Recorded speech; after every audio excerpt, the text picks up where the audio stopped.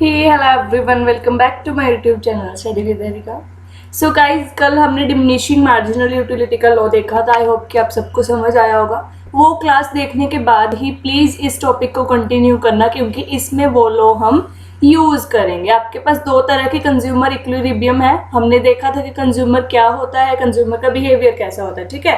तो हम उसके इक्विलिब्रियम के बारे में पढ़ेंगे। इसमें दो केसेस आएंगे आपके, या तो एक कमोडिटी या टू कमोडिटीज। तो आज की क्लास में हम वन कमोडिटी करेंगे एंड कल की क्लास में हम टू करेंगे। एंड प्लीज जो पीछे वाली क्लास में मैंने डिमिनिशिंग मार्जिनल यूटिलिटी करवाया था उसको पहले देख के आओ, फिर ये क्लास देखना, बिकॉज डिमिनिशिंग मार्जिनल यूटिलिटी के बिना आपको ये क्लास समझ नहीं आएगी। सो स्टार्ट करते हैं कंज्यूमर इक्विलिब्रियम। तो देखो, सबसे पहले कंज्यूमर क्या होता है हमने वो डिस्कस कर लिया था।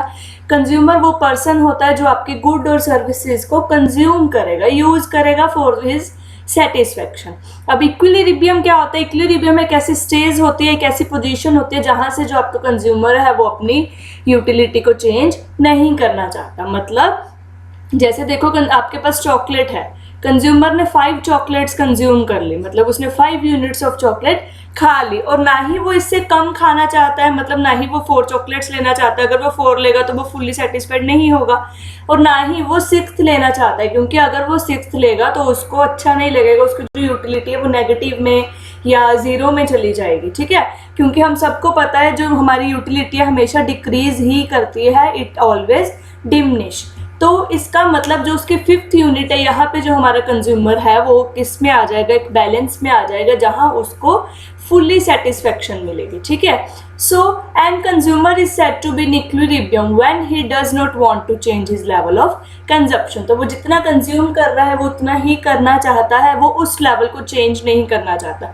ना तो वो उस लेवल से थोड़ा कम लेना चाहता है, ना ही उस लेवल से थोड़ा ज़्यादा लेना चाहता है। उस स्टेज को हम बोलते हैं इक्विलिब्रियम। थोड़ा और अच्छे से समझते हैं यूटिलिटी के बेस पे। A consumer is in equilibrium when he allocate his limited income across different commodities maximum to his satisfaction और utility। वो different commodity दो cases करेंगे हम, 1 and 2। आज की क्लास में सिर्फ 1 commodity करेंगे, ठीक है। इसमें क्या लिखा गया है कि एक पर्टिकुलर कंज्यूमर है, देखो उसकी इनकम कम है, ठीक है, उसकी इनकम क्या है, लिमिटेड है, तो उसका वो क्या हो गया, स्कार्स रिसोर्स। बस उसकी जो वॉन्ट्स हैं वो क्या है, अनलिमिटेड। तो इन दोनों में जब वो बैलेंस बनाएगा और मैक्सिमम सेटिस्फेक्शन देगा, उसको हम बोलेंगे इक्विलिब्रियम। कंज्यूमर उस टाइम हमारा इक्विलिब्रियम में होगा। एग्जांपल ले लेते हैं, जैसे देखो ये एक लेडी है, सपोज करो इसके पास ₹500 है, ठीक। अब ये 500 से बुटीक में से कोई ड्रेस लेके आएगी, या मतलब जिससे उसको मैक्सिमम सेटिस्फेक्शन मिलेगी वो लेके आएगी। अदरवाइज इसी 500 से वो एक फुटवियर खरीदेगी। मतलब किस प्रोडक्ट से उसको ज़्यादा यूटिलिटी मिलती है, पहले तो वो इसको चूज़ करेगी, फिर वो अपनी इनकम को देखते हुए उसकी कमोडिटी चूज़ करेगी। सपोज करो 250 रुपीज़ का 1 पेयर ऑफ शूज़ मिल रहा है उसको, तो वो कितनी यूनिट्स खरीदेगी, 2। वो इस टाइम फुल सेटिस्फाइड हो जाएगी, मनी के बेस पे भी, प्राइस के बेस पे भी, है ना। एंड अगर बुटीक में मान लो 100 रुपीज़ का उसको एक क्लॉथ मिल रहा है, तो वो कितने खरीदेगी, वो 4 या 5 क्लॉथ खरीदेगी। और अगर इससे ज़्यादा खरीदेगी, वो 6 खरीदेगी, तो उसकी कैपेसिटी नहीं है और वो इक्विलिब्रियम में नहीं होगी। अगर 3 खरीदेगी तो उसकी वांट पूरी नहीं हो रही है, उसको इच्छा हो रही है कि मैं एक और ले लूँ, एक और ले लूँ, ठीक है। सो इसका मतलब जब वो अपनी लिमिटेड इनकम को यूज़ करके अपनी मैक्सिमम सेटिस्फेक्शन करती है, चाहे वो एक गुड खरीदे चाहे वो 2 गुड्स खरीदे, उसको हम बोलते हैं इक्विलिब्रियम, ठीक है। नेक्स्ट पे चलते हैं। व्हेन एक और एग्जांपल लेते हैं, चॉकलेट की ही एग्जांपल है। जैसे देखो 6 चॉकलेट्स खा लिया आपने, इट मीन्स आप मैक्सिमम सेटिस्फेक्शन पे हो, और इस सिचुएशन को कहते हैं इक्विलिब्रियम। बस यही याद रखो, जब आप अपनी कंजप्शन में कोई भी चेंज नहीं करना चाहते हो, वो स्टेज होती है आपकी इक्विलिब्रियम की। When consumer having maximum satisfaction with limited income, ये लिखना ज़रूरी है क्योंकि स्कार्स रिसोर्स होता है हमारे पास। इस टाइम हमारा स्कार्स रिसोर्स क्या है, हमारी इनकम। हमारे पास इनकम उतनी ही है जितनी हमारे पास आ रही है, बट हमें सेटिस्फेक्शन मैक्सिमम करनी है, ठीक है। अब कंज्यूमर इक्विलिब्रियम 2 में डिवाइड हो जाता है आपके टॉपिक में, that is for 1 commodity and 2 commodities, ठीक है। तो 1 कमोडिटी को जल्दी से डिस्कस कर लेते हैं। देखो वन कमोडिटी में क्या है, आप कोई भी एक कमोडिटी ले सकते हो, जैसे आप बर्गर कंज्यूम कर रहे हो, आप गोलगप्पे कंज्यूम कर रहे हो, कुछ भी कंज्यूम कर रहे हो, ठीक है। In case of single commodity a consumer attain equilibrium when he bye such a quantity of good which give him maximum satisfaction. देखो बार बार हर पेज पे वही बात आ रही है, इक्विलिब्रियम कब होगा, जब वो मैक्सिमम सेटिस्फेक्शन पे पहुंच जाएगा। Consumer attain equilibrium when his satisfaction is equal to maximum, ठीक। नेक्स्ट पे चलते हैं, एक एग्जांपल लेते हैं। देखो आपको बहुत भूख लगी है, हम गोलगप्पे की एग्जांपल लेते हैं। सपोज करो आपको बहुत भूख लगी है, आपको फ्री में गोलगप्पे मिल रहे हैं, कोई स्टॉल है, लाइक कोई आप किसी फंक्शन पे गए हो, मैरिज फंक्शन पे गए हो, वहाँ फ्री में गोलगप्पे मिल रहे हैं, आपको भूख लग रही है, आप कितने गोलगप्पे खाओगे? आप 12 गोलगप्पे खा लोगे, आप 15 खा लोगे, आप ज़्यादा से ज़्यादा 20 भी खा लोगे, है ना। 20 खाने के बाद तो आपको वॉमिट भी हो जाएगी इतने सारे गोलगप्पे खा के, है ना। सो सपोज करो आपको ये फ्री में मिल रहे हैं, आपकी जो यूटिलिटी, आपकी जो मैक्सिमम सेटिस्फेक्शन है, इक्विलिब्रियम है, वो 20 गोलगप्पे पे आके रुक गई। बट अगर वो भैया बोल दें कि एक गोलगप्पा ₹1 का दूंगा, तो आपकी जो सेटिस्फेक्शन है थोड़ी बहुत कम होगी ना। सोच के देखो, क्योंकि अब आपके पास कौन सा कंसेप्ट आ गया, लिमिटेड इनकम का। तो आपके पास कितने पैसे हैं? 10 रुपए हैं। तो आप कितने गोलगप्पे कंज्यूम करोगे? 10। क्यों करोगे? क्योंकि आपको भूख लगी हुई, अभी भूख लगी है तो कुछ तो खाओगे ना। You are hungry and you are satisfied with the price, और आप ₹1 वाली प्राइस से इतने में सेटिस्फाइड हो। नेक्स्ट, अगर भैया बोल दें कि एक की जगह अभी गोलगप्पे का प्राइस ₹5 हो गया, देखो ये तो बहुत बढ़ गया, पर अभी भूख लगी है तो हम 1-2 तो खाएंगे, पर थोड़ा कम खाएंगे। इट मीन्स जो हमारा इक्विलिब्रियम लेवल है वो चेंज हो रहा है due to change in price of the good. तो आप अभी कितने कंज्यूम करोगे? 2, क्योंकि आपकी लिमिटेड इनकम अभी भी कितनी है? ₹10। आपके पॉकेट में अभी भी ₹10 ही है। So you are hungry but not satisfied with money. आप अभी, आपको भूख तो लग रही है इसलिए आपने 2 खाए, बट आप सेटिस्फाइड नहीं हो मनी से, इसीलिए जो आपकी इक्विलिब्रियम पॉइंट है वो बहुत पीछे आ गया है।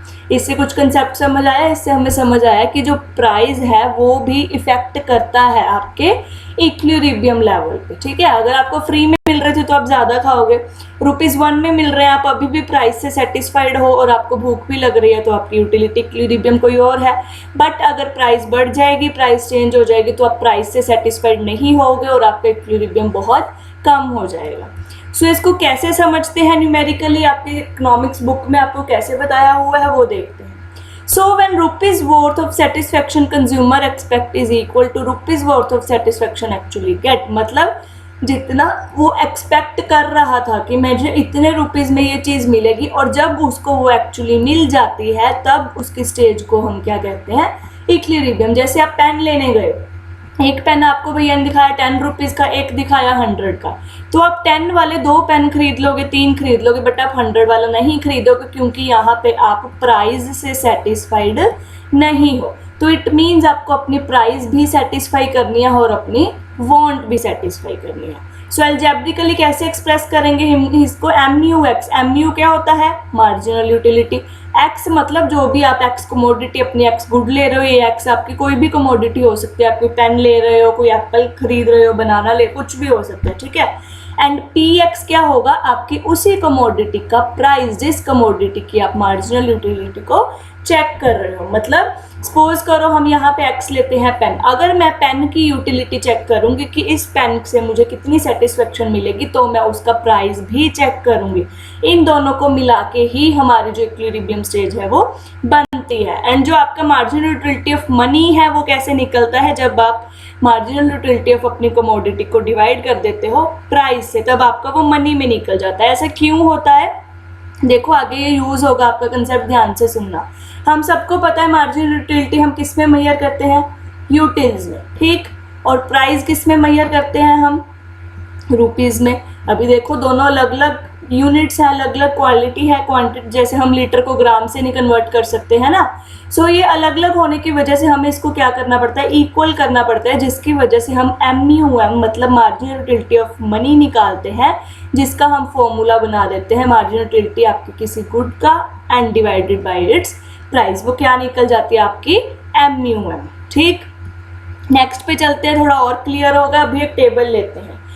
अभी आपको एक एग्जांपल दी गई है कि जो आपकी MUM है, मार्जिनल यूटिलिटी ऑफ मनी है, वो है 2 utils if 1 rupees is spend. मतलब अगर 1 रुपीज आप स्पेंड कर दोगे, खर्च कर दोगे, तो आपको कितनी सेटिस्फेक्शन मिलेगी, कितनी यूटिलिटी मिलेगी, 2 यूटिल्स। एंड उसकी प्राइस क्या है, जो भी आप गुड खरीद रहे हो, हम यहाँ पे एक टॉफी ले लेते हैं, ठीक है, कि आप एक टॉफी खरीद रहे हो, उसकी प्राइस है 2, एंड अगर 1 रुपीज खर्च करोगे तो आपको 2 यूटिल्स मिलेंगे। तो आपने देखो पहले 1 टॉफी खाई, फिर सेकंड टॉफी खाई, फिर third, fourth and fifth. First toffee से जो आपकी मार्जिनल यूटिलिटी, अभी मार्जिनल यूटिलिटी मैंने लास्ट क्लास में बताया है, मार्जिनल यूटिलिटी क्या होता है, change in total utility with the consumption of 1 more unit. वो उसके लिए आपको प्लीज पूरा कंसेप्ट समझना पड़ेगा। टोटल यूटिलिटी में जो आपका चेंज होता है विद इंक्रीज इन 1 कमोडिटी, वो होती है हमारी मार्जिनल यूटिलिटी। एंड ये हमेशा डिमिनिश करती है, नेगेटिव मतलब कम ही होती है, ठीक है, 0 फिर उसके बाद नेगेटिव।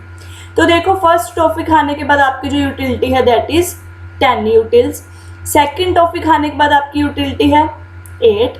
थर्ड टॉफी खाने के बाद 6, देख रहे हो कम होती जा रही है।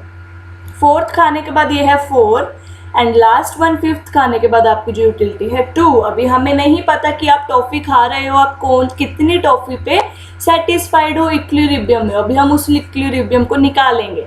हमने अभी पीछे फॉर्मूला देखा कि हमारी मार्जिनल यूटिलिटी ऑफ मनी किसके इक्वल होगी, marginal utility of M upon price of X। तो अभी हमारे पास MU ऑफ X है, this is your MU of X, and price आपको दे रखा है, सबका कांस्टेंट है, चाहे जितनी भी टॉफीज खाओ, हर एक टॉफी कितने रुपीज की मिलेगी, 2 रुपीज की। तो MUM निकाल लेंगे हम सबका। फर्स्ट का MUX डिवाइडेड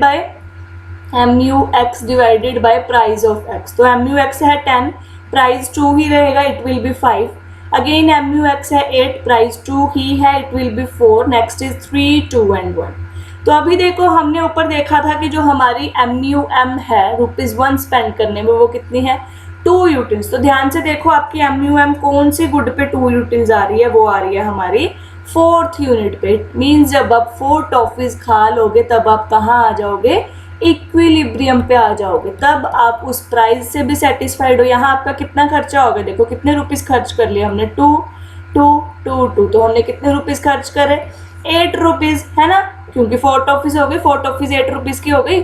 और यहाँ पे जो आपका MUM है वो आपके एक्सपेक्टेड, जो आपने एक्सपेक्ट किया था MUM, उसके इक्वल आ गया। So this is your equilibrium stage. इससे बस एक चीज ध्यान रखना, जो ये फॉर्मूला है कि आपका जो मार्जिनल यूटिलिटी ऑफ मनी है वो marginal utility of your good upon price of your good रहेगा। और जब ये MUM आपकी प्राइस के इक्वल आ जाएगा, जब भी आपका MUM प्राइस के इक्वल आ जाएगा, that will be your equilibrium stage. अभी देखो प्राइस 2 था और आपका MUM भी 2 आ गया, so this is your equilibrium stage.